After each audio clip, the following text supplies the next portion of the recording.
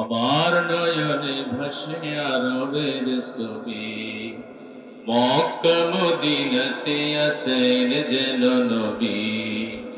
আমার নয়নে ভাসে আরবের ছবি, মক্কা মদিনাতে আছেন যেন নবী। আমি যেন স্বপ্নে তাহার দেখা পাই, আমি যেন স্বপ্নে তাহার দেখা পাই। সাল্লাল্লাহু আলাইহি আলাইহি সাল্লাল্লাহু আলাইহি আলাইহি, সবাই সাল্লাল্লাহু আলাইহি আলাইহি সাল্লাল্লাহু আলাইহি আলাইহি। আমি যেন তার হাতে রেখে হাত, হৃদয় হৃদয় মিলে জপি শাহাদাত। আমি যেন তার হাতে রেখে হাত, হৃদয় হৃদয় মিলে জপি শাহাদাত। তারি সাথে হিজরতে মদিনাতে যাই, তারি সাথে মদিনাতে হিজরতে যাই। সাল্লাল্লাহু আলাইহি আলাইহি সাল্লাল্লাহু আলাইহি আলাইহি। আমার নয়নে ভাসে আরবের ছবি, মক্কা মদিনাতে আছেন যেন নবী। আমি যেন স্বপ্নে তাহার দেখা পাই। সাল্লাল্লাহু আলাইহি আলাইহি সাল্লাল্লাহু আলাইহি আলাইহি। মসজিদে নববীর আঙিনাতে ওই সাহাবার মাহফিলে আমি যেন রই। মসজিদে নববীর আঙিনাতে ওই সাহাবার মাহফিলে আমি যেন রই। আমি তার চেহারার জ্যোতিতে হারাই, আমি তার চেহারার জ্যোতিতে হারাই। সাল্লাল্লাহু আলাইহি আলাইহি সাল্লাল্লাহু আলাইহি আলাইহি সাল্লাল্লাহু আলাইহি আলাইহি সাল্লাল্লাহু আলাইহি আলাইহি। দুনিয়ার মানুষেরা, তোমরা তো মনে করো ক্ষমতা পাইলে সফল হওয়া যায়। ক্ষমতার কারণে যদি সফল হওয়া যেত, এই দুনিয়াতে সবচেয়ে বড় সফল ব্যক্তি হতো নমরুদ। ক্ষমতা পাইলেই যদি সফল হওয়া যেত, এই দুনিয়াতে সবচেয়ে সফল ব্যক্তি হতো ফেরাউন। ভাইরা আমার, সারা পৃথিবীর রাজত্ব আল্লাহ পাক রব্বুল আমিন 4 জনকে দান করেছিলেন, তার ভিতরে একজন হলো নমরুদ। আমি আপনাদের কাছে জানতে চাই, বলেন তো নমরুদ সফল না ব্যর্থ? নমরুদ ব্যর্থ। সারা দুনিয়া রাজত্ব পাওয়ার পরও মরার সময় ঠ্যাং ভাঙা মশার কামড় আর জুতার বাড়ি খেয়ে নমরুদকে মৃত্যুবরণ করা লেগেছে। সারা দুনিয়াতে এখন প্রায় 800 কোটি মানুষ আছে, কোন মা বাবা তার সন্তানের নাম নমরুদও রাখে না, ফেরাউনও রাখে না। এই জন্য হযরত ওমর বলছে, দুনিয়ার মানুষেরা, তোমরা তো মনে করো টাকা পয়সা অর্থ আভিজাত্যের মালিক হইলে সফল হওয়া যায়। যদি টাকা পয়সা আর অর্থ আভিজাত্যের কারণে সফল হওয়া যেত, তাহলে এই দুনিয়ার সবচেয়ে সফল ব্যক্তি হতো কারণ আল্লাহ এত ধন সম্পদ দান করেছিলেন। তাফসীরের কিতাবের ভিতরে এসেছে, কারণের ধন ভান্ডারের চাবি বহন করার জন্য একদল মানুষ লাগতো। এই একদল মানুষেরা কারণের ধন ভান্ডারের চাবি বহন করতে গিয়ে চাবির ভারে তাদের কাঁধটা নোয়া যেত। এত সম্পদের মালিক আল্লাহ কারণকে বানিয়েছিলেন। আমি আপনাদের কাছে জানতে চাই, বলেন তো কারণ সফল না ব্যর্থ? কারণও নাই, কারণের সম্পদও নাই। কিন্তু ভাইরা আমার, ওই যে কৃতদাস হাবশী গোলাম বেলাল, গায়ে জামা নাই, পেটে ভাত নাই, পায়ে জুতা নাই, বংশ মর্যাদা নাই, এত গরিব বেলাল, বেলালের বাবা গোলাম, গোলামের ছেলে বেলাল গোলাম, মসজিদে নববীর বারান্দায় ঘুমায় বেলাল। এত এত গরিব বেলাল, বিশ্ব নবীর জীবদ্দশায় বিয়েটা পর্যন্ত করতে পারে নাই, অথচ বেলাল সফল নাকি ব্যর্থ? বেলাল সফল কেমনে সফল? বেলাল প্রিয় নবী বলেন, আমি জান্নাতে মেরাজে গেলাম, জিবরিল আমিন আমাকে জান্নাতুল ফিরদাউস ঘোরাইয়া ঘোরাইয়া দেখাইতেছিল। আমি যখন জান্নাতুল ফিরদাউস ঘুরে ঘুরে দেখতেছিলাম, তখন জান্নাতুল ফিরদাউসের ভিতরে আমি ওই কৃতদাস বেলালের পায়ের খড়মের আওয়াজ শুনতে পেলাম। ফিরে এসে জিজ্ঞাসা করলাম, বেলাল, ও বেলাল, কি এমন আমল করো? আমি জান্নাতুল ফিরদাউসের ভিতরে তোমার পায়ের খড়মের আওয়াজ শুনতে পেয়েছি। বেলাল চোখের পানি ছেড়ে কেঁদে বলে, ইয়া রাসূলুল্লাহ, হাবিবাল্লাহ, আমার জীবনে তো তেমন কোনো আলাদা আমল নাই, আমি গরিব মানুষ, দোষের সাথে মিলে তো আমলগুলো করি, তবে একটা আমল আমি বেলাল কখনো ছাড়ি না। আমি যখনই ওযু করি 2 রাকাত তাহিয়াতুল ওযুর সালাত আদায় করি। নবী আমার বললেন, বেলাল, ও বেলাল, এই আমলটা ছেড়ো না, বেলাল, এই আমলটা ছেড়ো না। এই আমলের কারণে আল্লাহ পাক রব্বুল আমিন তোমার উপরে এত বেশি খুশি হয়েছে, তুমি মদিনার মাটিতে হেঁটে যাও আর জান্নাতুল ফিরদাউসের ভিতরে তোমার পায়ের খড়মের আওয়াজ শোনা যায়। একটু জোরে বলা যাবে কি সুবহানাল্লাহ? বেলাল সফল, বেলাল সফল, কারণ বেলাল জান্নাতুল ফিরদাউসের মালিক। বেলালের ঘর নাই, বাড়ি নাই, গায়ে জামা নাই, পেটে ভাত নাই, পায়ে জুতা নাই, বংশমর্যাদা নাই, তারপরও বেলাল সফল, কারণ সে জান্নাতুল ফিরদাউসের মেহমান।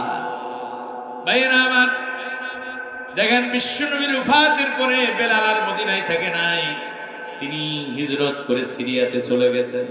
বেলাল কই, যে শহরে আমার রাসূল নাই, ওই শহরে বেলাল থাকবে না। রাসূলের বিরহ ব্যথা বেলাল সহ্য করতে পারে নাই, তাই তো মদিনা ছেড়ে চলে গেছেন। তবে তিনি মাঝে মাঝে মদিনায় আসতেন, রাসূলের রওজার পাশে দাঁড়িয়ে আল্লাহর নবীকে কলিজা ভরে সালাম দিতেন আর চোখের পানি ছেড়ে কাঁদতেন। হযরত ওমর যখন অর্থ দুনিয়ার প্রেসিডেন্ট, ওই সময় বেলাল একদিন মদিনায় আসলেন।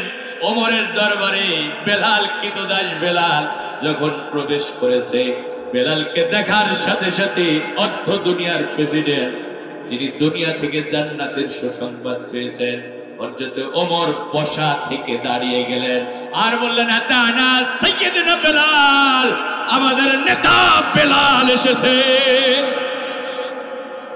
ভাইরা আমার, অর্ধ দুনিয়ার মুসলমানদের নেতা হলো বেলাল, অর্ধ দুনিয়ার মুসলমানদের নেতা হলো ওমর, আর ওমরের নেতা হলো কৃতদাস বেলাল। বেলালের সম্মান মর্যাদা টাকা পয়সার কারণে না, অর্থ আভিজাত্যের কারণে না, ক্ষমতার কারণে না, বেলালের মর্যাদা হলো জান্নাতের কারণে। কথা বলুন ঠিক কিনা?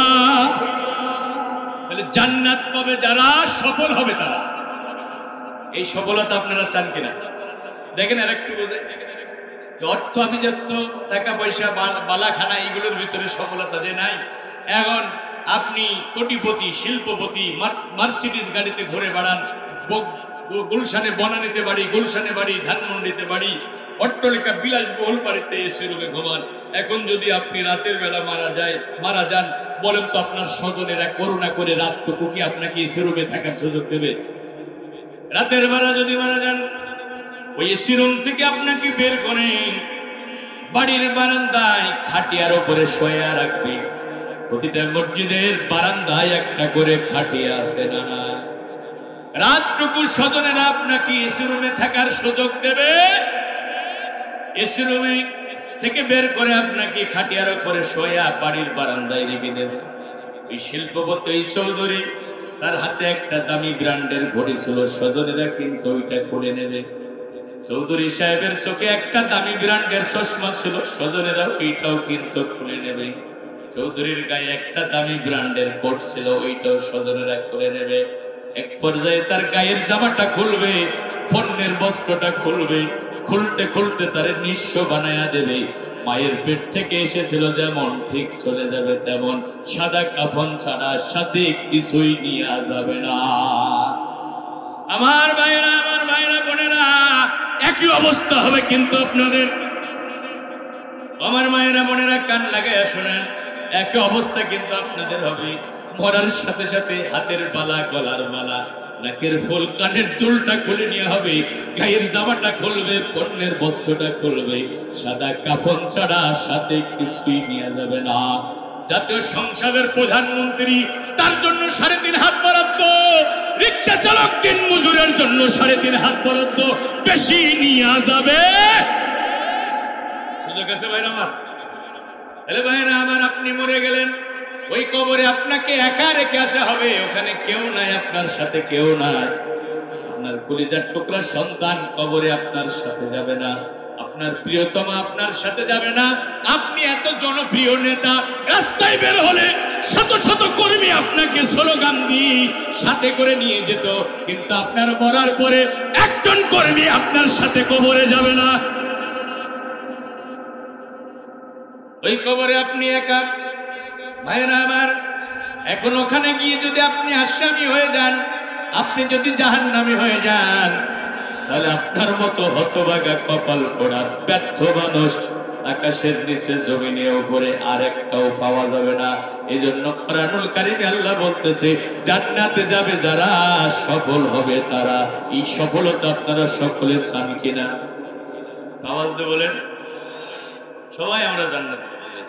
তা আমি একেবারে সংক্ষিপ্ত পরিসরে জান্নাতে যাওয়ার একটা রোড ম্যাপ আপনাদের সামনে তুলে ধরতে চাই, দল মত নির্বিশেষে। তাহলে জান্নাতে যাওয়ার সুযোগ আছে ইনশাআল্লাহ। যদি জান্নাতে যেতে চান, 2টি শর্ত আপনাকে পূরণ করা লাগবে। কোরআনুল কারীমে আল্লাহ পাক রব্বুল আমিন জান্নাতে যাওয়ার জন্য 2টি শর্তের কথা বলেছেন। আল্লাহ পাক রব্বুল আমিন বলেন, ইন্নাল্লাযীনা আমানু ওয়া আমিলুস সালিহাতি কানাত লাহুম জান্নাতুল ফিরদাউসি নুজুলা। নিশ্চয় যারা ঈমান আনবে, আর ঈমান আনার পরে যারা নেক আমল করবে, ভালো ভালো আমল করবে, আমি আমার এই ঈমানদার বান্দা বান্দীদের জন্য জান্নাতুল ফিরদাউসের মেহমানদারির আয়োজন করে রেখে দিয়েছি। একটু জোরে বলা যাবে কি সুবহানাল্লাহ? কোরআনুল কারীমে এক জায়গায় না, 87 জায়গায় আমার আল্লাহ এই 2টা শর্তের কথা বলেছেন। কত জায়গায়? 87। কোন জায়গায় আল্লাহ বলেছে ঈমান আনো, নেক আমল করো, আমি তোমাদের মহা পুরস্কার দেব। কোন জায়গায় আল্লাহ বলেছে ঈমান আনো, নেক আমল করো, সম্মানজনক পুরস্কার দেব। কোন জায়গায় আল্লাহ বলেছে ঈমান আনো, নেক আমল করো, এমন জান্নাত দান করব যে জান্নাতের নিচ দিয়ে ঝর্ণা দ্বারা প্রবাহিত হয়ে গেছে। ভাইরা আমার, জান্নাতে যেতে গেলে এই 2টা শর্ত পূরণ করে জান্নাতে যেতে হবে। 1 নম্বর শর্ত হলো ঈমানদার হতে হবে, আর 2 নম্বর শর্ত হলো ভালো ভালো আমল করতে হবে। তাহলে জান্নাতে যাওয়ার শর্ত কয়টা? জোরে বলেন। আমার জন্য কয়টা? 2টা। আপনাদের জন্য, সভাপতির জন্য, যে বা যারাই জান্নাতে যেতে চাক, নারী হোক পুরুষ হোক, এই 2টা শর্ত পূরণ করেই জান্নাতে যেতে হবে। 1 নম্বর হলো ঈমানদার হতে হবে, 2 নম্বর নেক আমল করতে হবে। ভাইরা আমার, জান্নাতে যাওয়ার 1 নম্বর শর্ত, প্রথম শর্ত হলো বিশুদ্ধ ঈমান, শিরিক মুক্ত ঈমান। খুব হৃদয় দিয়ে আমার কথাগুলো শোনার, বোঝার চেষ্টা করেন। যে বা যারা জান্নাতে যেতে চায়, অবশ্যই তাদেরকে ঈমানের দাবিতে বিশ্বাসী হতে হবে, কারণ একজন বেঈমানও জান্নাতে ঢুকতে পারবে না।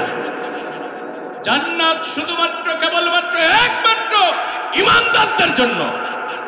কোন বেঈমান আল্লাহর জান্নাতে যেতে পারবে? দুনিয়ার সব কাফেরদের জন্য আল্লাহর জান্নাত হারাম। ভাইরা আমার, দেখেন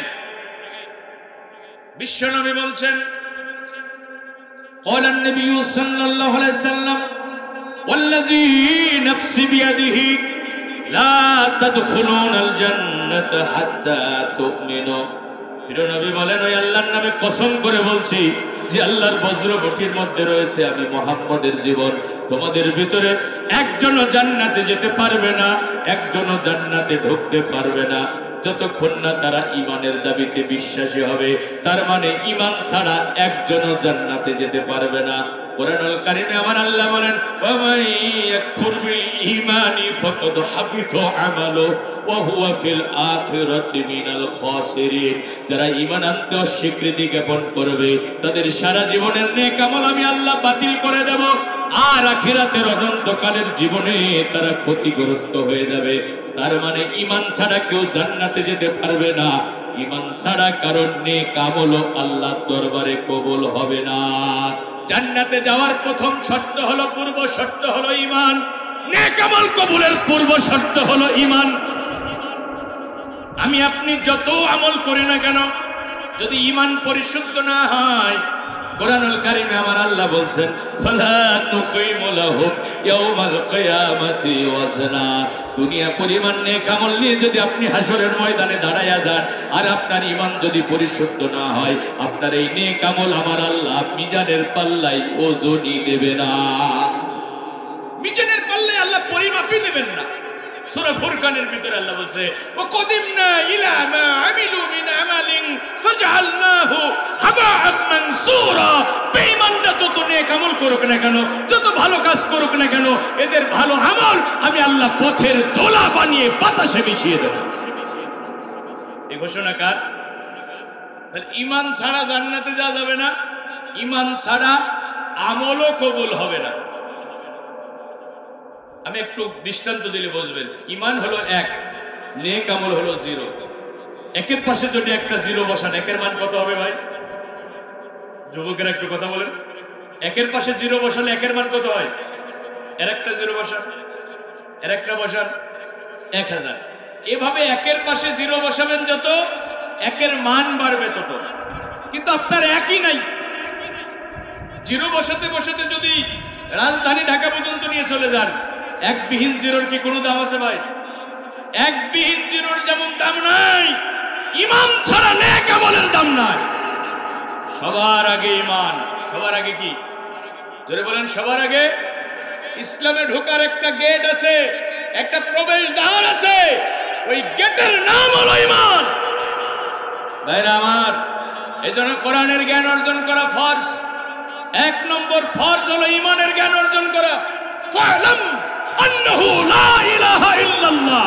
আল্লাহ বলছে তুমি লা ইলাহা ইল্লাল্লাহর জ্ঞান অর্জন করো, তুমি ঈমানের জ্ঞান অর্জন করো। তাহলে ঈমানের জ্ঞান অর্জন করা ফরজ। বাংলাদেশের মেজরিটি বাচ্চার মুসলমানের ঈমানের জ্ঞান নাই। ঈমান আনতে হয় কিভাবে? ঈমান নষ্ট হয় কি কারণে? ঈমানের শর্ত কি? ঈমানের দাবি কি? অধিকাংশ মুসলমানই এটা জানে না। আমাদের এই ভারতীয় উপমহাদেশে আমলের আলোচনা যত হয়, ঈমানের আলোচনা একেবারে হয় না। অথচ নবীজি বলছেন, আখলিস দীনাকা ইয়াকফিকাল আমালুল কলিল।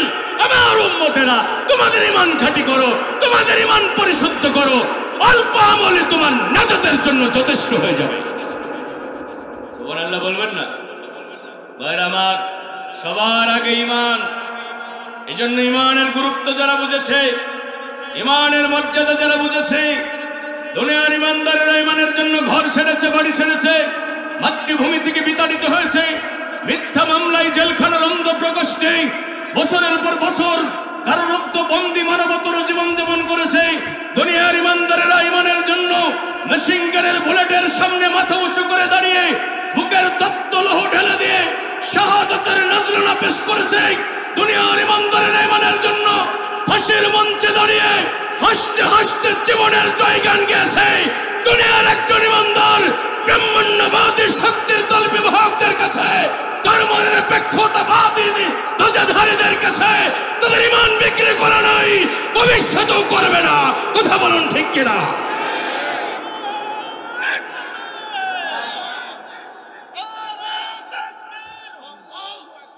ভাইরা আমার, আমরা সব হারাতে পারি, কিন্তু ঈমানের দৌলত হারাতে পারি না।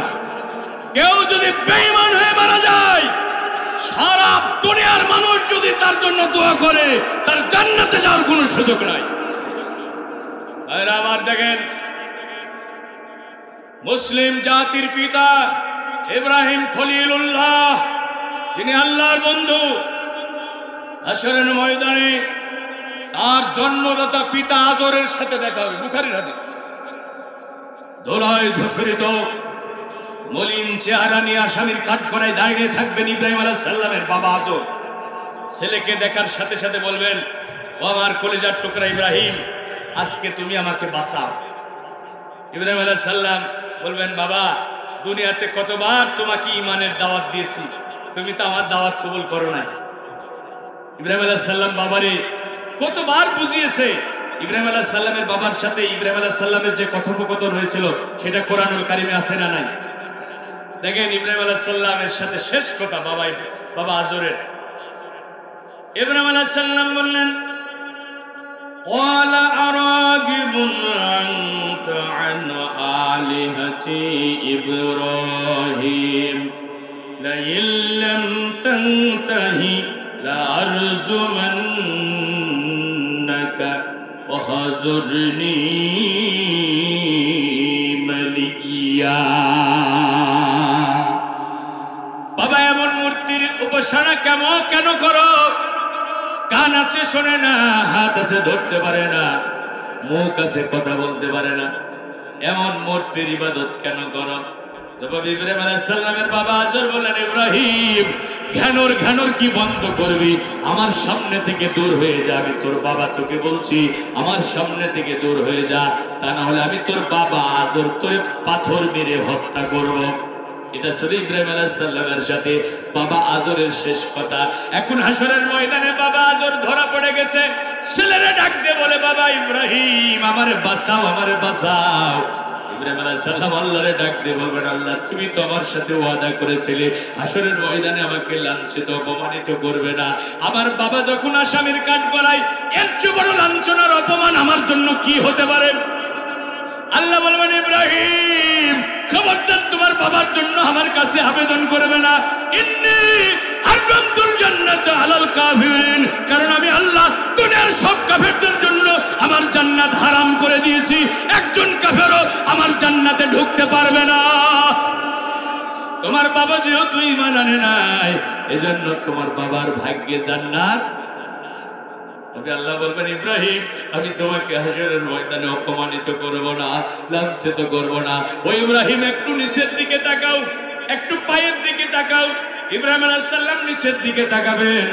এরপরে তার বাবাকে চতুষ্পদ জানোয়ারে পরিণত করা হবে। এরপরে গলায় শিকল বেঁধে এমন জোরে টান দেওয়া হবে, ইব্রাহিম আলাইহিস সালামের বাবা আজরকে জাহান্নামের অতল গহ্বরে ফেলে দেওয়া হবে। ইব্রাহিম আলাইহিস সালাম আল্লাহর বন্ধু হওয়ার পরও বাবার জন্য কিছুই করতে পারবে না, কারণ বাবা আজরের ঈমানটাই নাই। কথা কি বুঝতে পারছেন? এরপরে দেখেন বিশ্বনবী তার আপন চাচা আবু তালিব 42 বছর তাকে বুকের ভিতরে আগলে রেখেছেন। জন্মের আগে প্রিয় নবীর বাবা নাই, 6 বছর বয়সে মা নাই, 8 বছর বয়সে দাদা নাই। ওই চাচা আবু তালিব কলিজার টুকরা সন্তান হযরতে আলী, কলিজার টুকরা সন্তান হযরতে জাফর, কলিজার টুকরা সন্তান হযরতে আকিল, কলিজার টুকরা মেয়ে উম্মে হানিকে যতটা না বেশি ভালোবাসতেন, এতিম ভাতিজা মুহাম্মদকে তার চেয়ে বেশি ভালোবাসতেন। বিশ্বনবীর জন্য আবু তালিব, শিহাবে আবু তালিব 3 বছর জেলও খেটেছেন। ওই জেলখানার আমাদের জেলখানা কিন্তু এক নাই। এখন আমাদের দেশের জেলখানায় যদি 100টা মার্ডার করে কেউ জেলে যায়, বলেন তো তার খাবার কি বন্ধ হবে? সকালবেলা রুটি 1 চিমটে গুড়, দুপুরবেলা ভাত, সন্ধ্যা হওয়ার আগে ভাত। জেলখানার খাবার অত্যন্ত নিম্নমানের, আপনার পছন্দ হয় না। আপনার স্বজনেরা যদি আপনার পিসিতে টাকা পাঠায়, জেলখানার ভিতরে ক্যান্টিন আছে, ভালো ভালো খাবার কিনে খাওয়া যায়। কিন্তু বিশাল আকাশ বিস্তীর্ণ জমিন, গ্রহ নক্ষত্র তারকারাজি, আল্লাহ পাক রব্বুল আমিন যে নবীর নাম উৎসর্গ করেছেন, যিনি হ্যাঁ বললে হালাল হয়ে যায়, না বললে হারাম হয়ে যায়, যার হাতের ইশারায় আকাশের চন্দ্র দ্বিখণ্ডিত হয়ে যায়, যে নবী রাস্তা দিয়ে হেঁটে গেলে আকাশের মেঘমালা ছায়া দান করে, ওই নবী আরবিকে ওরা শিয়াবে আবি তালিবে বন্দী করেছে, খাবার বন্ধ করে দিয়েছে, অর্থনৈতিক সম্পর্ক ছিন্ন করেছে। খোদার যন্ত্রণা সহ্য করতে না পেরে আল্লাহর নবী আর তার তাওহীদের আন্দোলনের কর্মীরা গাছের লতা পাতা সিবাইয়া সিবাইয়া খেয়েছে, মরা পশুর চামড়া পর্যন্ত সিদ্ধ করে খেয়েছে। আল্লাহর নবীর জীবনের এই কঠিন বিভীষিকাময় মুহূর্তে বলেন তো চাচা আবি তালিব সাথে ছিল কিনা? তিনি ভাতিজা মুহাম্মদকে ছেড়ে যান নাই, তিনি রাসূলুল্লাহর সাথে ছিলেন। এখন তিনি মারা যাচ্ছেন, তার জীবনের সূর্যটা পশ্চিম দিগন্ত অস্তমিত হতে চলেছে। বিশ্বনবী একেবারে চাচার মাথার কাছে গিয়ে বসলেন, ডাক দিয়ে বললেন, আম্মি কুল লা ইলাহা ইল্লাল্লাহ, কুল লা ইলাহা ইল্লাল্লাহ কালিমাতান আশহাদু লাকা বিহা ইনদাল্লাহ। ও আমার চাচা, জীবনের এই পরন্ত বিকেলে শুধু একটা বার বলেন লা ইলাহা ইল্লাল্লাহ, আমি আল্লাহর আদালতে দাঁড়িয়ে নিজে আপনার ঈমানের সাক্ষী দিয়া দেব। অন্য বর্ণনা এসেছে আমি আল্লাহর সাথে ঝগড়া করে হলো আপনাকে জান্নাতে নিয়ে যাব। বিশ্বনবী চাচা আবি তালিব কালেমা পড়ার জন্য প্রস্তুতি নিতেছিলেন। কাফেররা প্ররোচিত করলো, আবি তালিব তুমি মক্কার এত বড় নেতা, মরণের ভয়ে বাপ-দাদার ধর্ম ত্যাগ করে মুহাম্মদের নতুন দিন গ্রহণ করবা, এটা তো তোমার জন্য খুবই বেমানান। আবি তালিব কালেমা পড়লো না, বেঈমান অবস্থায় মারা গেল। আমার সাতক্ষীরার মুসলমান ভাইরা বলেন তো দেখি, বিশ্ব নবী কি চাচা আবি তালিবকে জান্নাতে নিতে পারবে? না না না, জান্নাতে নিতে পারবে না। বরং নবী আমার বলেন, আমি আমার চাচার জন্য দোয়া করতেই থাকবো, দোয়া করতেই থাকবো যতক্ষণ না আমার আল্লাহ আমাকে নিষেধ করেন। এই কোরআনে আল্লাহ আয়াত নাযিল করলেন, সূরা তাওবার 113 নম্বর আয়াত আল্লাহ নাযিল করে নবীকে জানিয়ে দিলেন, মা কানা লিন-নাবিয়্যি ওয়াল্লাযীনা আমানু আন ইস্তাগফিরু লিল মুশরিকিন। নবী এবং মুমিনদের উচিত হবে না মুশরিকদের জন্য দোয়া করা, ওয়ালাউ কানু উলি কুরবা, যদিও তারা তাদের নিকটাত্মীয় হয়, কারণ তাদের জন্য জাহান্নামের ফয়সালা করেছেন কে? কোন বেঈমান জান্নাতে যেতে পারবে না। দেখেন চাচা আবি তালিব বিশ্ব নবীকে এত ভালোবাসা দিয়েছে। নবীজি বলেন, জাহান্নামীদের ভিতরে আমার চাচা আবি তালিবের সবচেয়ে কম শাস্তি হবে। সেটা কেমন? জাহান্নামের আগুনের তৈরি করা জুতা আবি তালিবের পায়ে পরাইয়া দেওয়া হবে, মাথার মগজগুলো টকবক করে ফুটতে থাকবে। বিশ্ব নবী চাচা আবি তালিবকে শাফায়াত করে জান্নাতে নিতে পারবে না, কারণ চাচা আবি তালিব ঈমান আনে না। ঈমান ছাড়া জান্নাতে যাওয়া যাবে? আমি কি ক্লিয়ার করতে পারছি? আরো অনেক বিষয় আছে, কোরআন হাদিসের দলিল দিয়ে বললে আরো বলা যাবে। আমি ওই দিকে আর যেতে চাচ্ছি না, আমি আরো কিছু কথা আপনাদেরকে বলতে হবে। তাহলে আমি একটা বিষয় ক্লিয়ার করতে পারছি যে ঈমান ছাড়া জান্নাতেও যাওয়া যাবে না, ঈমান ছাড়া আমলও কবুল হবে। এখন ঈমানটা কি? ঈমানটা কি এটা জানার দরকার আছে না? আমি ঈমানদার দাবি করলেই তো হয় না। ঈমানটা কি? ঈমান হলো একটা চুক্তি, একটা কন্ট্রাক্ট। ঈমান হলো মেনে নেওয়া, স্বীকৃতি দেওয়া। যেমন আপনার ছেলেকে স্কুলে ভর্তি করতে গেছে, একটা ভর্তি ফর্ম দেয় না ভাই? ওই ফর্মে ওই স্কুলের নিয়ম কানুন লেখা থাকে, রুলস অ্যান্ড রেগুলেশন লেখা থাকে। এখন আপনাকে সবকিছু পড়ার পরে নিচে একটা সিগনেচার করতে হয়, আমি এই সমস্ত বিধানের সাথে একমত পোষণ করলাম। কি হুজুর, আপনাদের ফাজিল মাদ্রাসায় যদি কেউ ভর্তি হতে হয় যায়, তাহলে কি একটা ফর্ম পূরণ করা লাগে না? ওই ফর্মে ওই প্রতিষ্ঠানের নিয়ম কানুন লেখা থাকে এবং শেষের দিকে গিয়ে লেখা থাকে যে আমি এই প্রতিষ্ঠানের সমস্ত নিয়ম কানুন মানতে বাধ্য থাকিব। এখন সিগনেচার করেন। ঈমানটা হলো আপনার সামনে গোটা কোরআন পেশ করা হবে, আল্লাহ রসুলকে পেশ করা হবে, আপনি শুধু একটা কথাই বলবেন, আইয়াকুলু সামি'না ওয়া আতা'না। আল্লাহ বলেছে, রসুল বলেছে, আমার মানতে কোনো আপত্তি নাই, আমি শুনলাম এবং মেনে নিলাম। শুনলাম এবং আল্লাহ এবং রসুল যা বলেছে একটা কথারও বিরোধিতা করার সুযোগ নাই। একটাও আমি অমান্য করব না, অস্বীকার করব না, একটারও আমি বিরোধিতা করব না।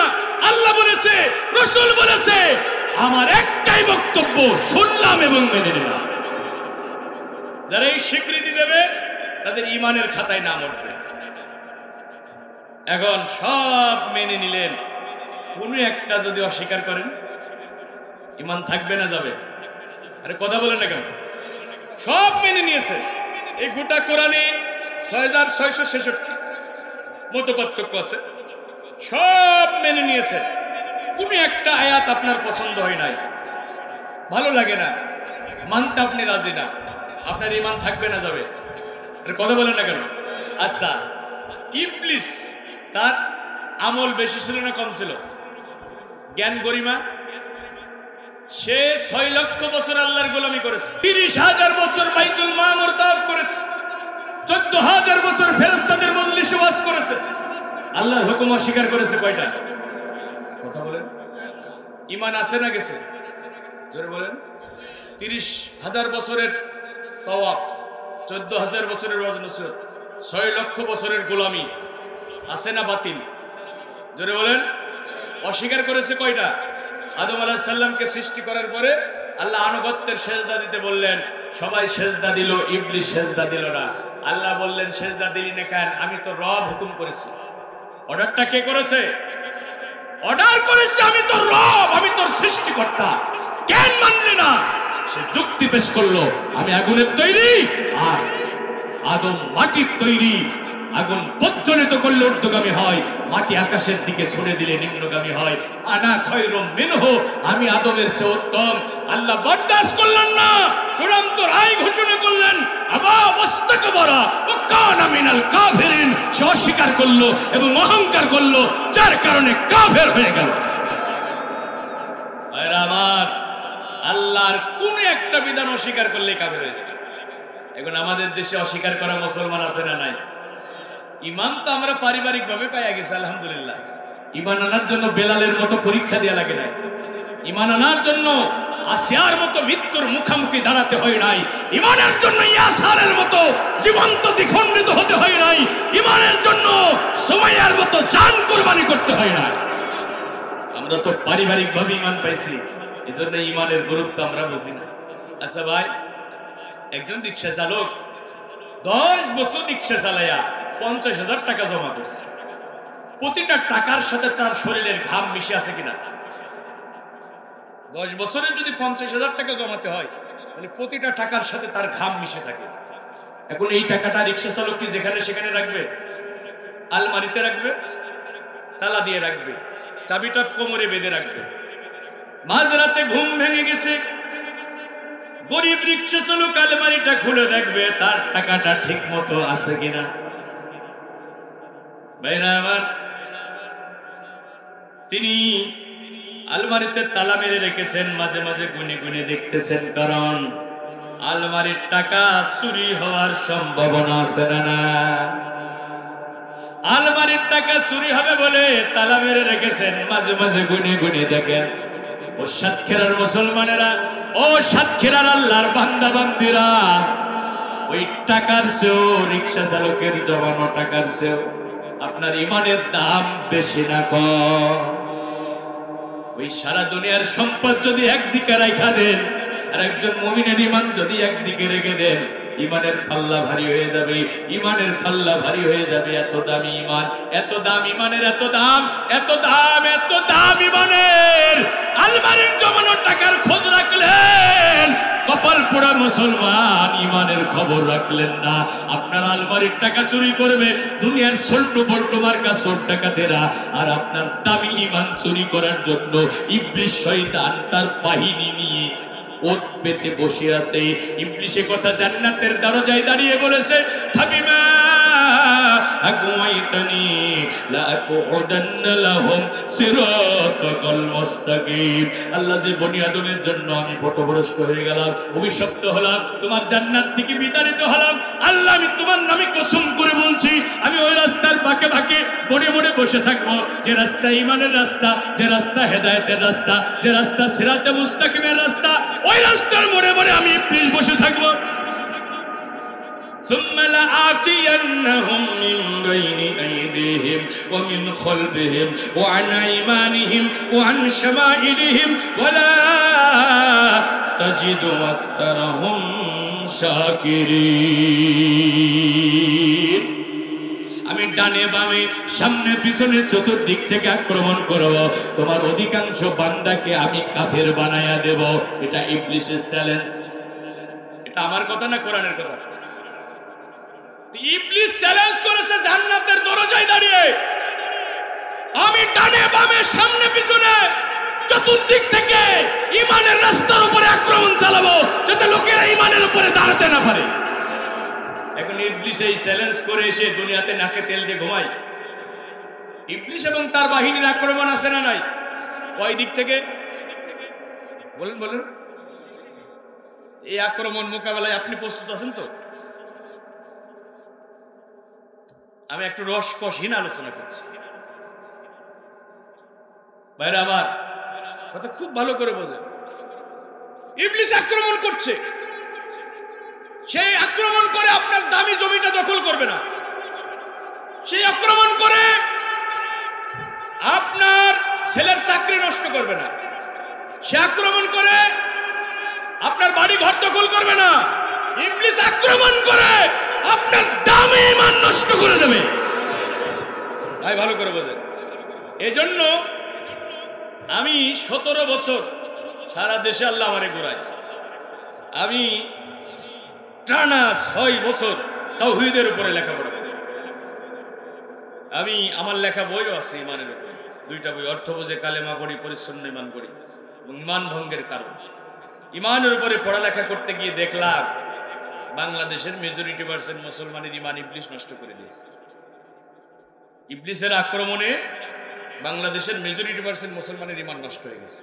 রাগ করেন না ভাই, রাসূলুল্লাহ ভবিষ্যৎবাণী করেছেন, ইয়াতি আলান নাসি জামানুন ইয়াসতামিউনা ফিল মাসাজিদ লাইসা ফীহিম মুমিনুন।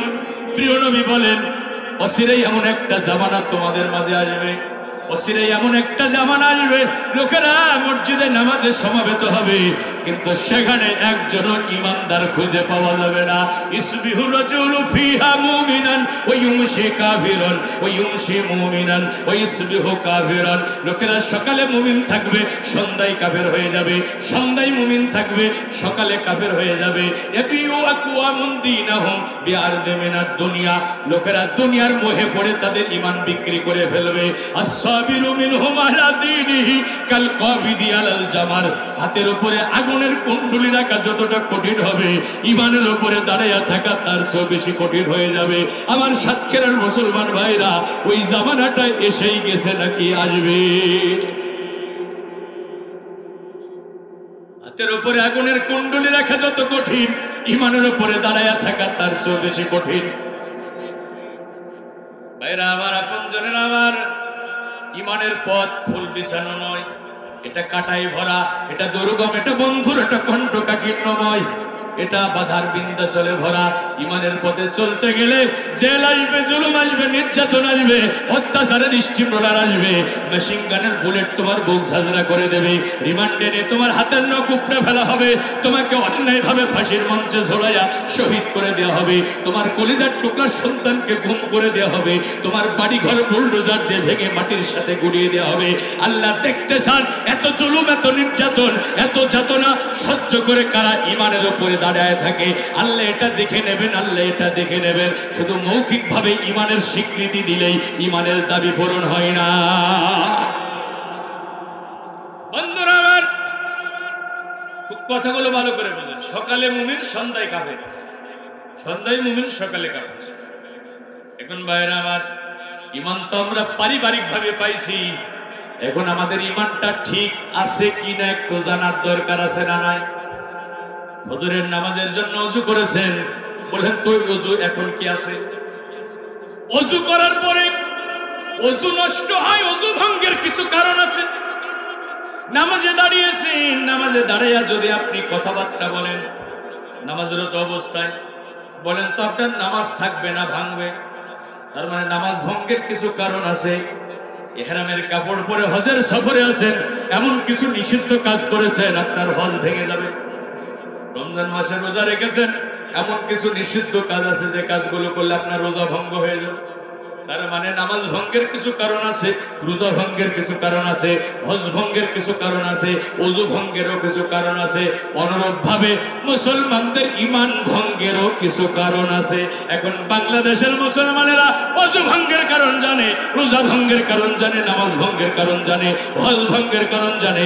বাংলাদেশের মেজরিটি পার্সেন্ট মুসলমান ঈমান ভঙ্গের কারণ জানে না। ইবতেদায়ী মাদ্রাসায় পড়ে ছোট ছোট মাসুম বাচ্চা, তাদেরকে যদি সামনে দাঁড় করে বলেন, ও ছেলে বলো তো কি কারণে ওযু নষ্ট হয়, নামাজ নষ্ট হয়, রোজা নষ্ট হয়, হজ নষ্ট হয়, ওই ছোট ছোট বাচ্চারা মুখস্থ বলে দেবে। কিন্তু আমি চ্যালেঞ্জ ছুড়ে দিয়ে বলতে পারি, বাংলাদেশের অনেক মসজিদের ইমাম আছে, খতিব আছে, তাদেরকে যদি আপনি দাঁড় করে বলেন, ওই ইমাম সাহেব আপনার কাছে জানতে চাই যে ঈমান ছাড়া কোনো আমল কবুল হবে না, যে ঈমান ছাড়া আল্লাহর জান্নাতে ঢোকা যাবে না, ওই দামি ঈমান কি কারণে নষ্ট হয় আমরা একটু জানতে চাই। আমার জানা মতে বাংলাদেশের অনেক মসজিদের ইমামও এই প্রশ্নের উত্তর দিতে পারবে না। আমি এক চাচারে বললাম, চাচা জুম্মার নামাজ পড়েন কত বছর? 40 বছর তো হবে। বললাম এই 40 বছরে কোনোদিন কি আপনার মসজিদে জুম্মার খুতবায় ঈমান ভঙ্গের কারণ নিয়ে আলোচনা শুনেছেন? ওই না না না, শুনি নাই। এখন ঈমানের ব্যাপারে আমরা একেবারে গাফেল। ও আমার মুসলমান ভাইরা শোনেন, ঈমান যদি খাঁটি থাকে, আমল যদি কম হয়, জান্নাতে যাওয়ার সুযোগ আছে। আমল কম হলেও জান্নাতে যাওয়ার সুযোগ আছে ঈমান খাঁটি থাকলে।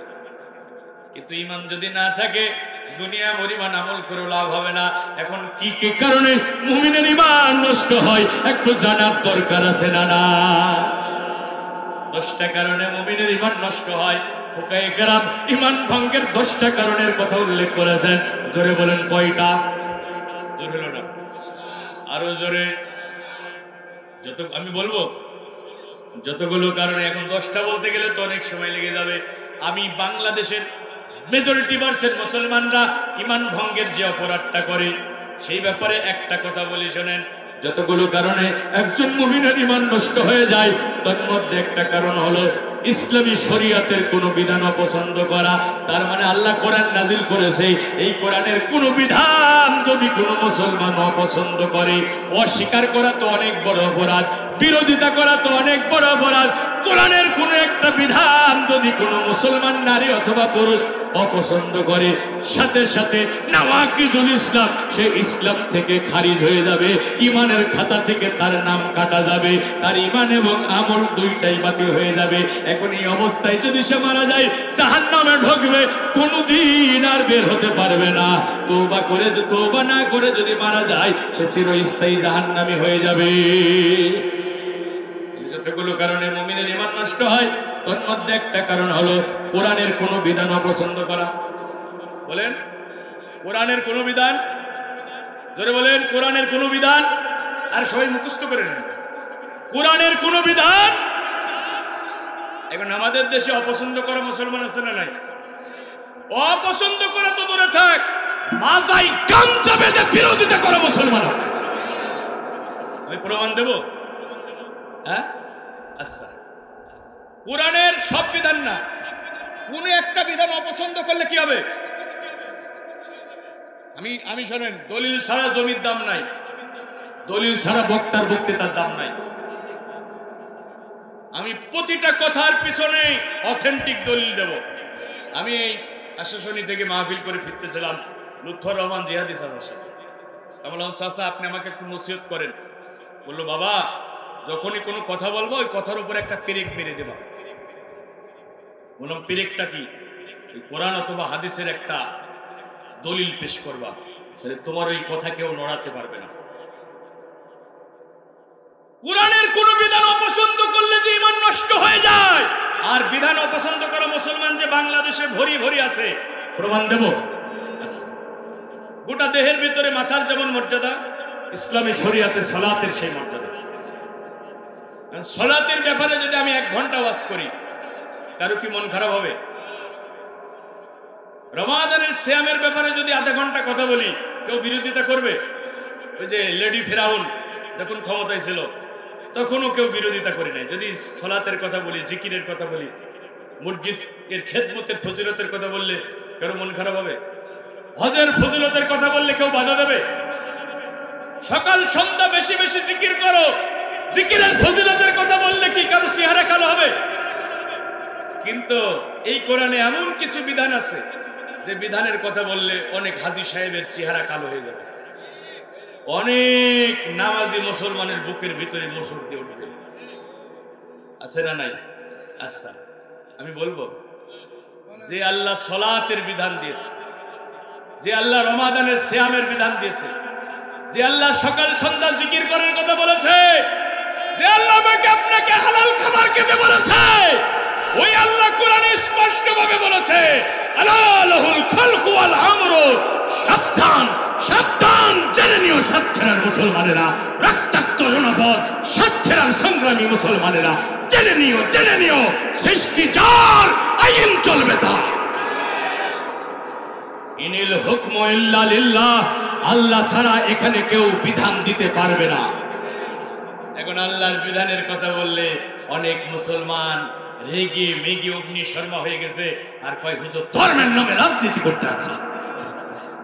মাহফিল বন্ধ করে দিয়েছে, হট্টগোল শুরু করেছে, পথের মধ্যে আমাদের আক্রমণ করেছে, পুলিশ দিয়ে ধরিয়ে দিয়েছে। কথা বলেন ঠিক কিনা? আমি বাস্তব কথা বলছি, আমি কাবার রবের কসম করে বলছি, কোরআনের আইনের কথা বলার কারণে এই নওগাঁ নিয়ামতপুর সাদ্দা ঐতিহাসিক তাফসীর মাহফিল থেকে আমাকে ওই যে সাধন চন্দ্র মজুমদার খাদ্যমন্ত্রী, তার কাছের মানুষ বদি চেয়ারম্যান, ওই ইউনিয়নের চেয়ারম্যান, তিনি ফোন করে মাহফিল বন্ধ করে দিলেন, তার গুন্ডা বাহিনী দিয়ে আমাকে উঠিয়ে নিয়ে গেলেন আমবাগানের ভিতরে। তিনি সেখানে আমাকে বসালেন, চতুর্দিকে পুলিশ, তার গুন্ডা বাহিনী, প্রায় 1 ঘন্টা আমাকে মানসিক নির্যাতন করেছে শুধু কোরআনের কথা বলার কারণে। চাঁপাইনবাবগঞ্জ মাহফিল থেকে ফেরার পথে আমাকে গ্রেফতার করা হয়েছে শুধু কোরআনের আইনের কথা বলার কারণে। নীলফামারী মাহফিল আমাকে হামলা করা হয়েছে শুধু কোরআনের আইনের কথা বলার কারণে। যশোর চোরামনকারীতে আমার গাড়িতে হামলা করে আমাকে হত্যা করার চেষ্টা করা হয়েছে শুধু কোরআনের আইনের কথা বলার কারণে। আমার স্ত্রী, আমার 3.5 বছরের বাচ্চাকে পর্যন্ত জেলখানায় নেওয়া হয়েছে। ভাইরা আমার, নামাজের কথা ভালো লাগে, রোজার কথা ভালো লাগে, হজের কথা ভালো লাগে, কোরআনের আইন দিয়ে সমাজ রাষ্ট্র চলবে এটা ভালো লাগে, তার মুসলমানিত্ব থাকবে। কাবার রবের কসম, কাবার রবের কসম, কাবার রবের কসম, যে রবের বজ্রমুঠির মধ্যে রয়েছে আমি হাসান আল মামুনের জীবন, ওই রবের কসম করে বলছি, কেউ নামাজ পড়বে, রোজা রাখবে, হজ করবে, সকাল সন্ধ্যা জিকির করবে, মসজিদ মাদ্রাসার খেদমত করবে, দুস্থ মানবতার সেবায় পাশে দাঁড়াবে, কিন্তু কোরআনের আইনে সমাজ রাষ্ট্র চলবে এটা সে চাইবে না, বিরোধিতা করবে, এটা তার সহ্য হবে না, এই পথে প্রতিবন্ধকতা সৃষ্টি করবে, নাওয়াকিজুল ইসলাম, সে ইসলাম থেকে খারিজ হয়ে যাবে, সে কাফের হয়ে যাবে, আর সারা জীবনের নেক আমল বাতিল হয়ে যাবে। বলবেন দলিল কোরআন 47 নম্বর সূরা, সূরা মুহাম্মদ, আয়াত নম্বর 8 এবং 9। ওয়াল্লাযীনা কাফারু ফাতাসাল্লাহুম আদাল্লাহু আমালাহুম, যারা কুফরি করেছে তাদের জন্য রয়েছে দুর্ভোগ, আমি আল্লাহ তাদের জীবনের সব নেক আমল বাতিল করে দেব। আমালাহুম, বহু বছর, একটা আমল বাতিল করব না, যত নেক আমল করেছে সব বাতিল করে দেব। ওদের নামাজ বাতিল, ওদের হজ বাতিল, ওদের রোজা বাতিল, ওদের জিকির বাতিল, ওদের দান সদকা বাতিল। কে করবেন? আমি বলছি না, আল্লাহ বলছেন। কারণ কি? ওদের অপরাধ কি? পরের আয়াতে আল্লাহ বলছেন যালিকা বিআন্নাহুম কারিহু মা আনজালাল্লাহু ফাহাবাতা আমালুহুম, এই কারণে ওরা কাফের, এই কারণে ওদের নেক আমল বাতিল। কারণ হলো ওদের অপরাধ হলো আমি আল্লাহ যে কোরআন নাজিল করেছি এই কোরআনের বিধান ওদের পছন্দ হয় না। আর ইহু শব্দের অর্থ কি? অপছন্দ করা। এখন কোরআনের আইন দিয়ে সমাজ রাষ্ট্র চলবে, অনেক মুসলমানেরই পছন্দ হয় না। কোরআনে আবার রাজনীতি আছে নাকি? হ্যাঁ, কয় কোরআনে রাজনীতি নাই। কেউ যদি বলে কোরআনে রাজনীতি নাই, সেও কাফের। ভাইরা আমার ভালো করে শুনেন, কে বলেছে কোরআনে রাজনীতি না? তোমার রাসূল একদিকে মসজিদে নববীর ইমাম, আর একদিকে মদিনার প্রেসিডেন্ট। তুমি কি অন্ধ হয়ে গেছো? তোমার বিবেক কি নষ্ট হয়ে গেছে? তুমি দেখো নাই তোমার রাসূল একদিকে মসজিদে নববীর ইমাম আর একদিকে মদিনার প্রেসিডেন্ট। তোমার রাসূল যে কোরআন দিয়ে মসজিদে নববীতে সালাতে ইমামতি করেছে, একই কোরআন দিয়ে তোমার রাসূল মদিনার রাষ্ট্র চালিয়েছে।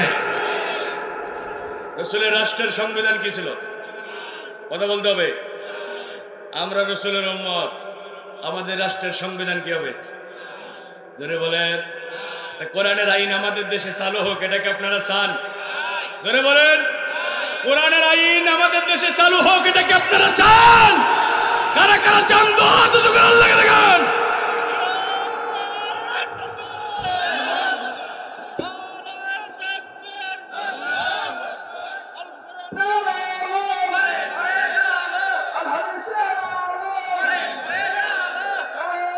ভাইরা আমার, ভাইরা আমার, কথা খুব মনোযোগ দিয়ে শোনেন।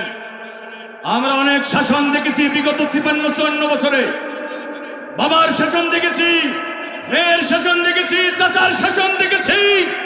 আগস্ট বিপ্লবের মাধ্যমে একটু অনুকূল পরিবেশ তৈরি হয়েছে। একটাবার এদেশে আমরা কোরআনের শাসন দেখতে চাই।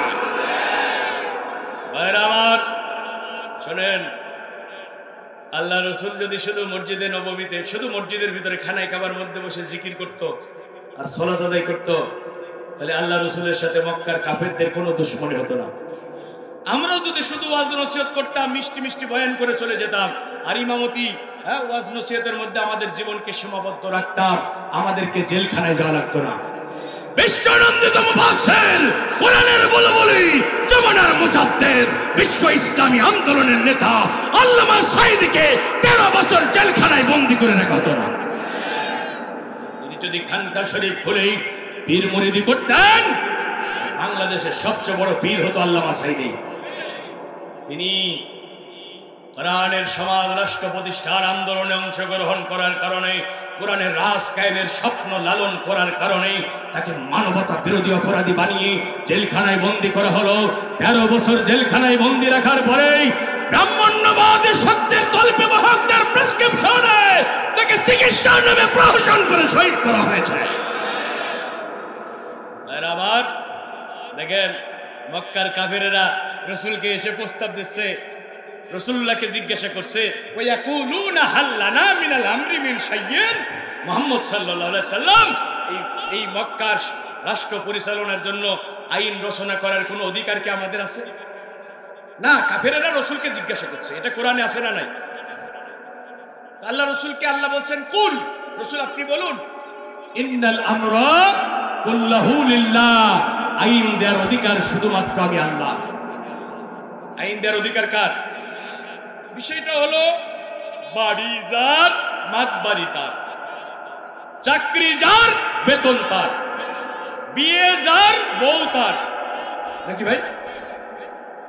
চাকরি আব্দুর রহিমে, বেতন নেবে আব্দুর রহমান। আব্দুর রহিমকে এটা মানবে? বিয়ে সলিমুদ্দিন, বউ নিয়ে যাবে কলিমুদ্দিন। সলিমুদ্দিন এটা মানবে? বিয়ে যার বউ তার, চাকরি যার বেতন তার, সৃষ্টি যার আইন তার। এটা তুমি কেন বলছো না বেকো? আকাশ জমিনের স্রষ্টাকে সাতক্ষীরার মুসলমানেরা আওয়াজ দিয়ে বলতে হবে। আমি বাংলাদেশে বিভিন্ন জায়গায় বলেছি, সারা দুনিয়া সাক্ষী, সারা দুনিয়া সাক্ষী, এই সাতক্ষীরার মুসলমানেরা ঈমানের জন্য, ইসলামের জন্য সবচেয়ে বেশি পরীক্ষা দিয়েছে। আওয়াজ দিয়ে বলতে হবে, আকাশ এবং জমিনের মালিককে, আমাদের মালিককে, এই বাংলাদেশের মালিককে, নাকি মোদি সাহেব, গুজরাটের কসাই মোদি, আমেরিকা? ধরে বলেন, জমিন কার, আমরা কার? বলেন বলেন। খুব ঠান্ডা মাথায় চিন্তা করেন ভাই, একটু দলীয় চেতনা মাথা থেকে বের করে ফেলেন, একটা সব দলীয় চেতনা বের করে ফেলেন, মাথাটা ঠান্ডা করেন। এখন আমি আল্লাহর গোলাম, এই মানসিকতা নিয়ে কথাগুলো শুনুন। আল্লাহ চাইলে হেদায়েত ঢুকে যেতে পারে। হেদায়েতের মালিককে? নবীরা, নবীদের হাতেও হেদায়েত ছিল। হেদায়েত কার হাতে? তো আপনি একটু বোঝার চেষ্টা করেন। আমরা আল্লাহর, জমিন আল্লাহ, কোরআনও আল্লাহর। জমিনে আল্লাহর বান্দাদের মাঝে আল্লাহর কোরআনের আইন চলবে। এখানে আপনার বিরোধিতা করার কি আছে? বিরোধিতা করবে তো তারা কাফের বেঈমান মুশরিক যারা, তারা এই কোরআন বিশ্বাস করে না। আমি তো জানি এখানে অনেক যুবক বসে আছে কোরআন পড়তে পারে না, কিন্তু আল্লাহর কোরআনকে তারা জীবনের চেয়ে বেশি ভালোবাসে। এখানে অনেক যুবক বসে আছে, আল্লাহর বান্দা বসে আছে, রসুলের জীবনী হয়তো জীবনে কোনোদিন পড়ে নাই, লেখাপড়া জানে না, আলেম ওলামাদের মুখ থেকে শুনে শুনেই রাসূলুল্লাহকে ভালোবেসে ফেলেছে। বাবাকে গালি দিলে সহ্য করতে পারে, কিন্তু আল্লাহ রসুলকে অপমান করলে সহ্য করতে পারে না। জীবন দিয়ে হলেও রসুলের ইজ্জত রক্ষার জন্য তৈরি আছে। অথচ সেই রসুলের সমাজ ব্যবস্থা, রাষ্ট্র ব্যবস্থার কথা বললে, সেই কোরআনের আইনের কথা বললে আর চেহারার দিকে তাকানোই যায় না। কি আশ্চর্য ব্যাপার! আমরা কি আমাদের বাপ দাদার আইনের কথা বলেছি? আমরা কি কোনো দলের আইনের কথা বলেছি? কোন দেশের আইনের কথা বলেছি? কার আইন? যারা বলেন কার আইন? আল্লাহর আইন প্রতিষ্ঠিত হবে না যতদিন আমরা থামবো না ততদিন। ইম্মা শাহাদা ওয়া ইম্মাল ফাতহ, স্পষ্ট কথা, হয়তো খেলাফত নয়তো শাহাদাত। ইম্মা শাহাদা ওয়া ইম্মা খেলাফত, হয় বাতিলের উৎখাত করে, হয় মানুষের তৈরি করা আইন উৎখাত করে শাহজালালের পুণ্যভূমিতে আমরা কোরআনকে বিজয়ী করব, কোরআনের শাসন কায়েম করব। নচেত সেই আন্দোলন সংগ্রামে আমাদের জান কুরবানি করব, আমাদের বুকে রক্ত দিয়ে এদেশে ইসলামী খেলাফতের ভিত রচনা করব। রাজি আছেন কারা কারা? হাত তুলে দেখা। আল্লাহ হাতগুলো কোরআনের মিশরে কবুল করে। ভাই ভাই দেখেন, এই কাজের মর্যাদা কত, এই কাজের ফজিলত কত। নামাজের গুরুত্ব আমরা বুঝতে বলি, আমরা নামাজের জন্য মসজিদে ছুটে যাই। মসজিদ মাদ্রাসার খেদমত করলে অনেক সওয়াব, এই জন্য আমরা সবাই গরিব মানুষও মসজিদে টাকা দেয়। কথা বলেন না কেন? তো দিন কায়েমের গুরুত্ব যদি আমরা বুঝতাম, যদি কোরআনের রাজ কায়েমের গুরুত্ব আমরা বুঝতাম, আমরা শুধু পকেটের টাকা না, কোরআনের রাজ কায়েমের জন্য আমরা আমাদের কলিজা দিয়ে দিতাম। দুঃখজনক হলো সত্য কথা, এটা আমরা বুঝি না। দেখেন যুবকেরা, এই কাজের গুরুত্ব কত। আল্লাহর নবী একটা জানাজায় গেলেন, সাহাবীরা বলছেন, ইয়া রাসূলুল্লাহ, হাবিবাল্লাহ, এই লোকটা খুবই খারাপ মানুষ, আপনার জানাজা পড়ানো সমস্যা হবে না। জীবনে এমন কোন খারাপ কাজ নাই যে করে নাই, এমন খারাপ মানুষের জানাজা আপনার পড়ানো উচিত হবে না। আল্লাহর নবী বললেন, ও আমার সাহাবীরা, এই আল্লাহর বান্দা জীবনে একটা ভালো কাজ করেছে, এমন সাক্ষী কি তোমরা দিতে পারবা? একজন সাহাবী দাঁড়ায় গেলেন, বললেন, ইয়া রাসূলুল্লাহ, হাবিবাল্লাহ, আমরা একদিন জিহাদের ময়দান থেকে ফিরতেছিলাম, পথমধ্যে আমাদের রাত্রি হয়ে গেল, আমরা মুজাহিদরা একটা জায়গায় তাবু স্থাপন করলাম। আমি সাক্ষী দিচ্ছি, এই মৃত ব্যক্তি সারা রাত ঢাল আর তলোয়ার নিয়ে আল্লাহর দ্বীনের মুজাহিদদের তাবু পাহারা দিয়েছে। বিনিদ্র রজনী কাটিয়েছে, সারা রাত ঢাল আর তলোয়ার নিয়ে আল্লাহর দ্বীনের মুজাহিদদের তাবু পাহারা দিয়েছে। আমি সাক্ষী দিচ্ছি। নবী আমার বললেন, অবশ্যই অবশ্যই আমি জানাজার নামাজে ইমামতি করব। নবীজি জানাজার নামাজে ইমামতি করলেন, লাশটা নিজ হাতে কবরে শায়িত করে দিলেন। কবরের পাশে দাঁড়িয়ে প্রিয় নবী বলতেছেন, ওয়ালা আসহাবুকা ইয়াজুন্নুনা ইন্নাকা মিন আহলিন নার, এই কবরে শায়িত ব্যক্তি, তোমার সঙ্গী সাথীরা ধারণা করতেছে তুমি খুবই খারাপ মানুষ, তুমি হয়তো জাহান্নামে যাবে। কিন্তু আমি বিশ্বনবী এই কথা বলি না, আমি বিশ্বনবী এই কথা বলি না। ওয়া আনা আশহাদু আন্নাকা ইন্নাকা মিন আহলিল জান্নাহ, বরং আমি বিশ্বনবী সাক্ষী দিচ্ছি তুমি নিখাত আল্লাহর জান্নাতি। এই হাদিসটা যেদিন আমি পড়লাম, আমার কাছে মনে হলো, আরে আমি হাসান আল মামুন সারা দেশে যদি কোরআনের মাহফিলের বক্তা না হই, আল্লাহর দ্বীনের মুজাহিদদের তাবু পাহারা দিয়ে কবরে যেতে পারতাম। আর আল্লাহর নবী যদি আমার ব্যাপারে এমন সার্টিফিকেট দিত, আমার মানব জীবন ধন্য হয়ে যেত। কারণ রাসূলুল্লাহ যাকে জান্নাতি বলেছে, সে কখনো জাহান্নামী হতে পারে না।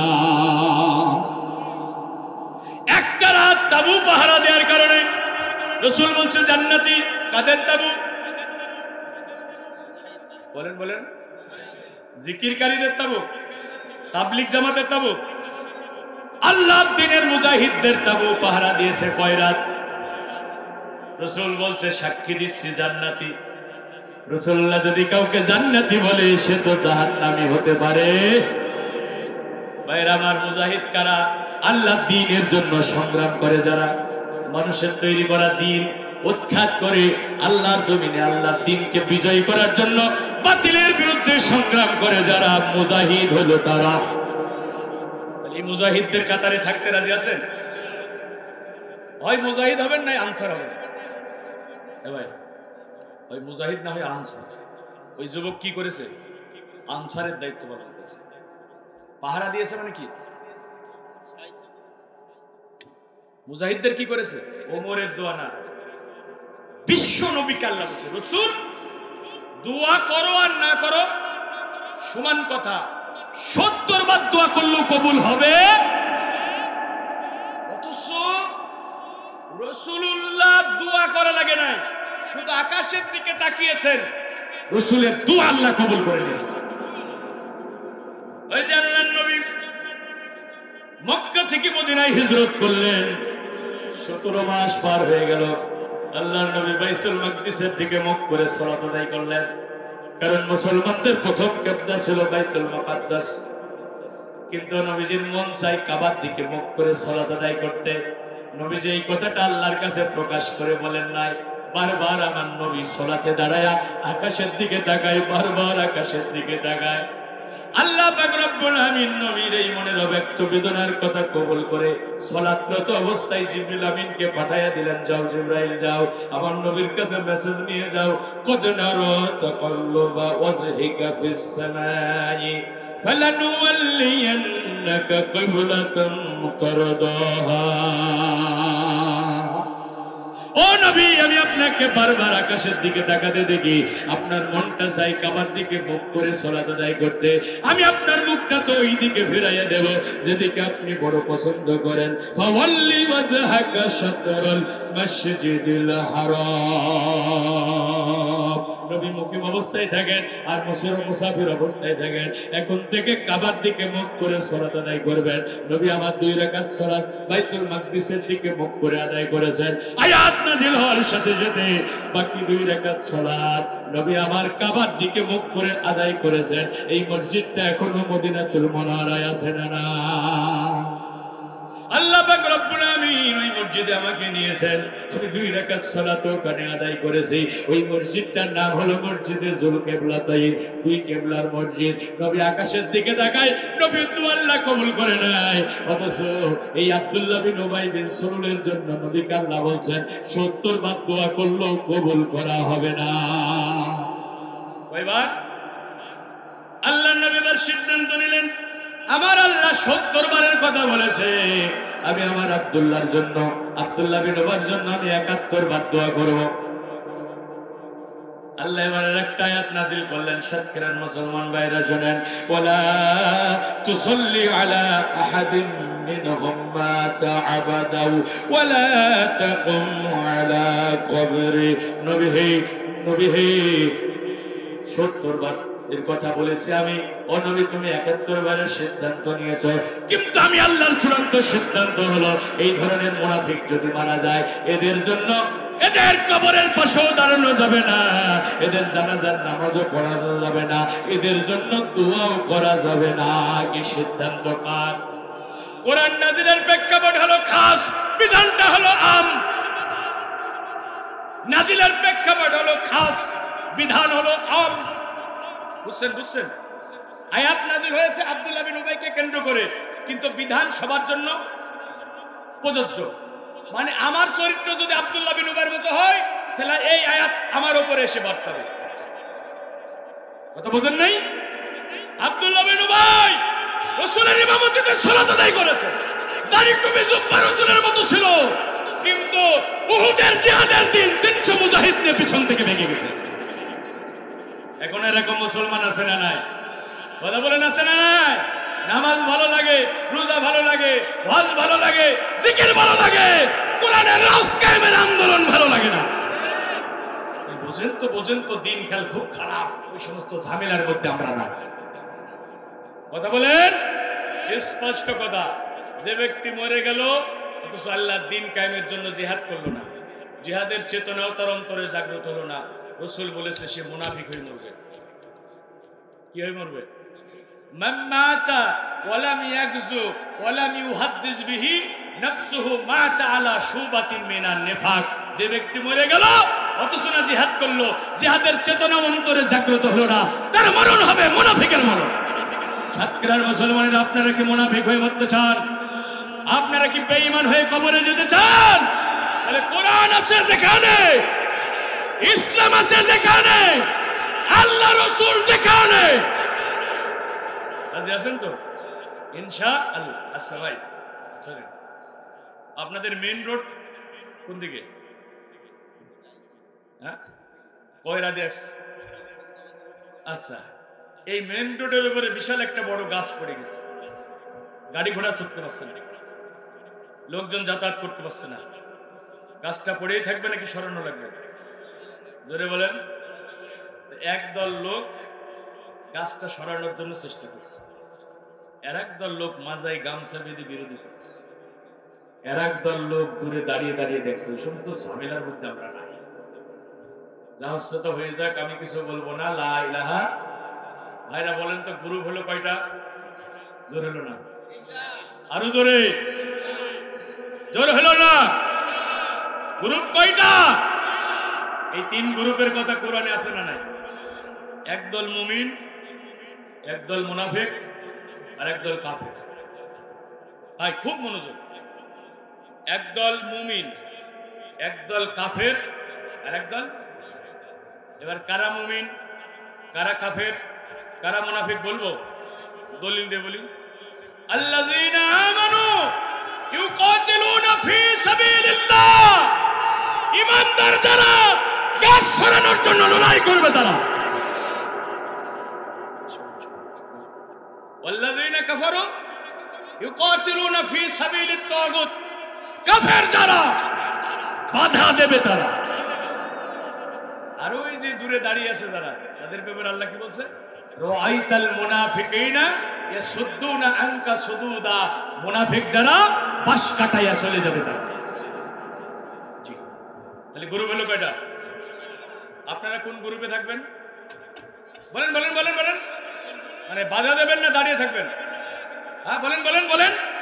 সবাইকে বলতে হবে তো। বাধা দেবেন নাকি দাঁড়িয়ে থাকবেন, নাকি সরানোর চেষ্টা করবেন? যদি সরাতে গিয়ে জেলখানায় যেতে হয়, সরাতে গিয়ে যদি মার খেতে হয়, সরাতে গিয়ে যদি রিমান্ডে নেয়, সরাতে গিয়ে যদি বাড়ি ঘর ছাড়তে হয়, তারপরও বিরোধিতাও করবো না, চুপও থাকবো না। এবার আমাদের রাস্তায় তো কোনো গাছই পড়ে নাই, তো সরাবো কি?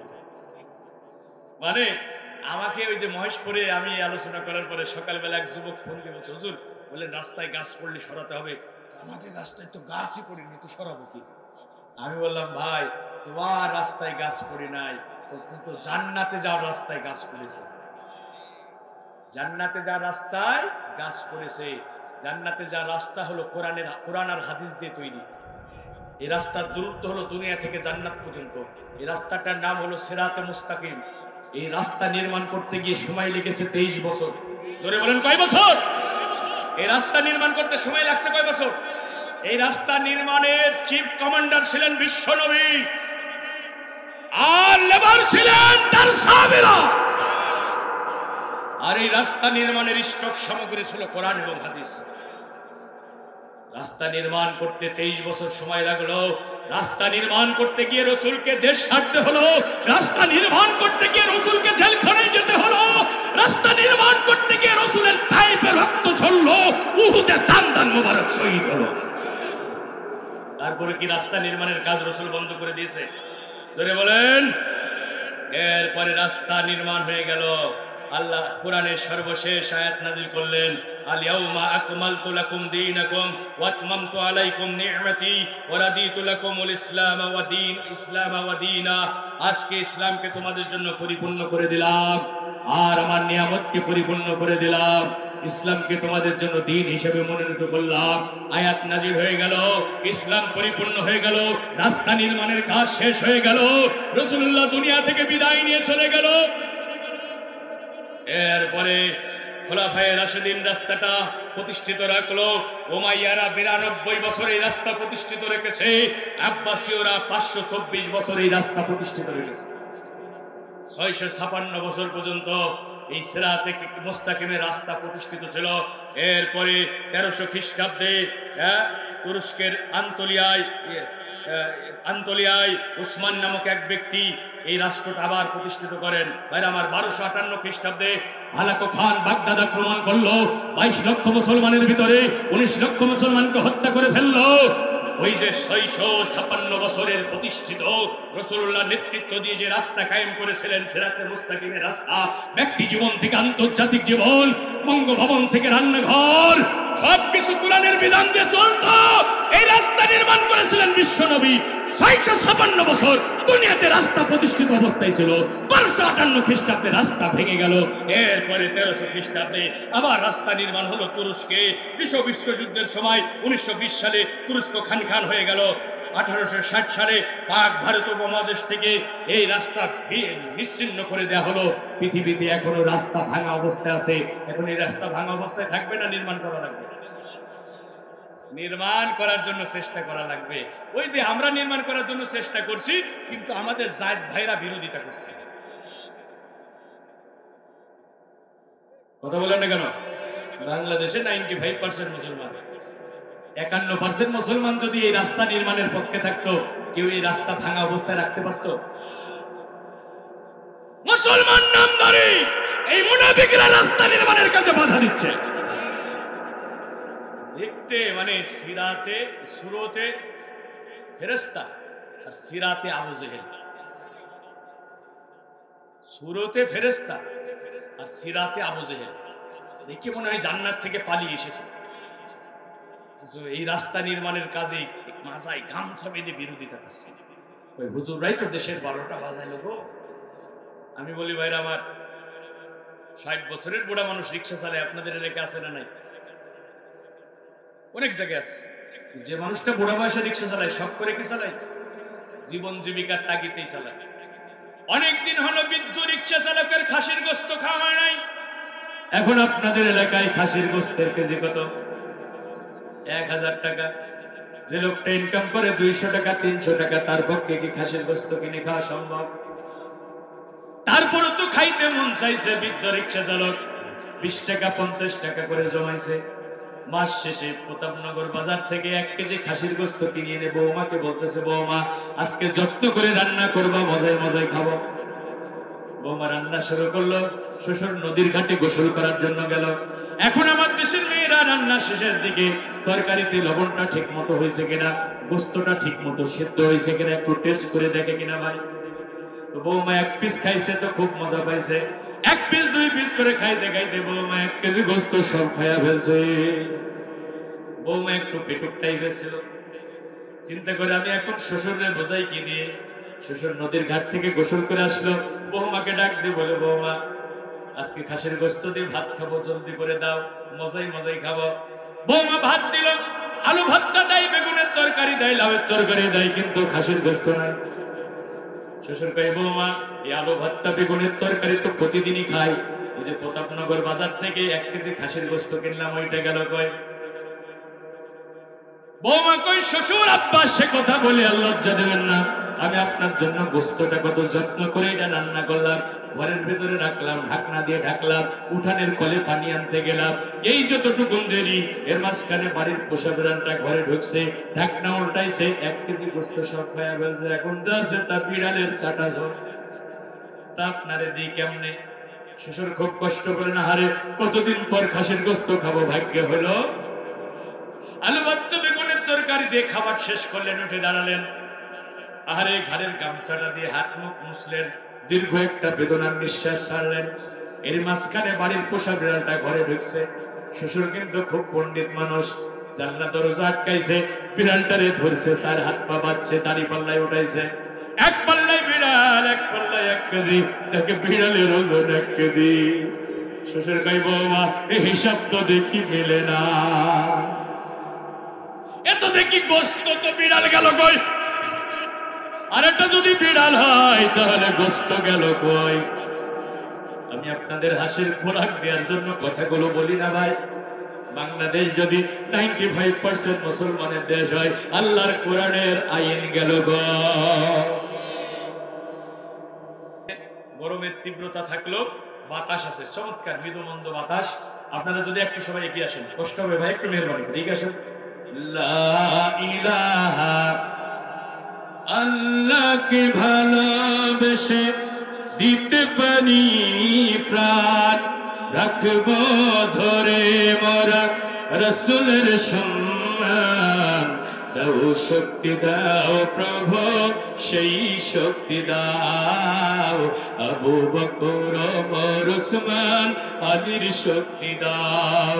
দাও শক্তি দাও প্রভু সেই শক্তি দাও, আবু বকর ওমর ওসমান আলীর শক্তি দাও। কালিমার পতাকা উড়বে যেদিন, ইসলামী রাষ্ট্র পাবো সেদিন। কালিমার পতাকা উড়বে যেদিন, ইসলামী রাষ্ট্র পাবো সেদিন। থাকবে না সুদ ঘোষ জিনা ব্যভিচার, চলবে আইন তখন শুধু যে আল্লাহর। থাকিবে না সুদ ঘোষ জিনা ব্যভিচার, চলবে আইন তখন শুধু যে আল্লাহর।